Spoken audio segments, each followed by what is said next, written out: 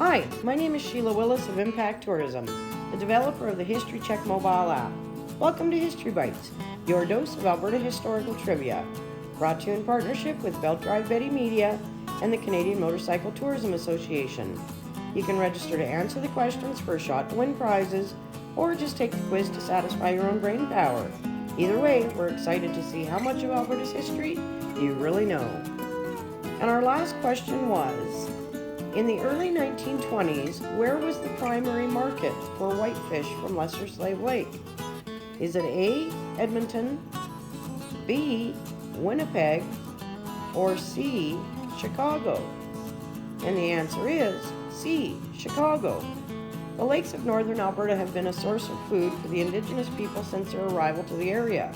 The name Kinuso, a small hamlet on Lesser Slave Lake, adjoining the Swan River First Nation, is derived from the Cree word meaning fish. Some fish were eaten fresh, but others were dried to store to eat later. It was also a source of food for the sled dogs, which were vital to their movements. In the late 1800s, commercial fishing began, and the first commercial fishing license was issued in 1910, and 114 years later, in 2014, the Alberta government stopped issuing commercial licenses. The primary target for commercial fishing was lake whitefish. It had a high market value in the 1920s because of its excellent quality when dried. The first reference I have of whitefish heading to Chicago is in February 1906, when A.S. Brown of the Edson Fish Company shipped his first rail car of 33,000 pounds of fish that came from Lesser Slave Lake, caught by the Athabasca Fish Company. Remember, this is before the railway, so that load was brought by slave from Lesser Slave to Edmonton, where it was shipped by rail. In 1916, Rathbone Smith, the manager of the ED and BC Railway, was promoting the fish industry and said that not only were fish being shipped to Chicago, but also New York. And of course, with the ED and BC Railway next to Lesser Slave Lake and the AJ&W at Lac La Biche, it would be a side industry for MacArthur's rail lines to be shipping that fish down to Edmonton.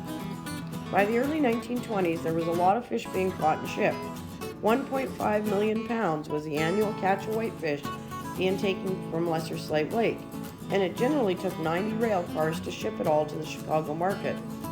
When Lac La Biche is mentioned as well, it seems that Lesser Slave Lake was the primary source of the fish. In 1921, there were over 25 fishermen employed in the fishing industry at Lac La Biche and 150 employed at Lesser Slave Lake. They were primarily after the whitefish, but pickerel, pike, and other varieties were also being taken. In 1923, the fisheries officer closed Lesser Slave Lake for a week, recognizing the limit might be needed. In that year, there were 4 companies operating there: the McKine's Fish Company, the Menzies Fish Company, Lakeside Fish Company, and Clark & Johnson. And again, the catch was limited to 1.5 million pounds of fish. The newspaper articles about these big catches ended by 1929, and it will take further research to see if the catch size was reduced or the market dried up. One might ask themselves, though, what does one do with the cleanings of 1.5 million pounds of fish? Did you know there was once numerous mink farms on the shores of Lesser Slave Lake? Well, that's another story for another day. And our next question is, in 1920, a train was held up in the Crow's Nest Pass area. How many police officers gave their lives to capture the 3 fugitives?